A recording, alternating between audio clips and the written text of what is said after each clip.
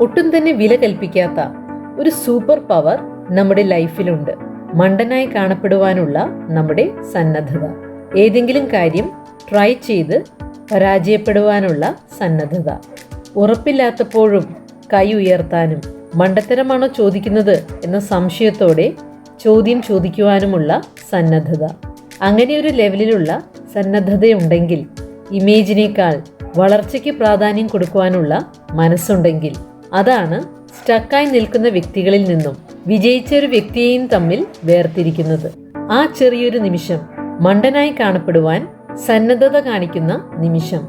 ചെറിയൊരു വില കൊടുക്കേണ്ടി വന്നാലും അതിനുശേഷം വരുന്ന വളർച്ച, കിട്ടുന്ന ആത്മവിശ്വാസം, ബ്രേക്ക് ത്രൂ വിലമതിക്കാനാവാത്തതാണ്.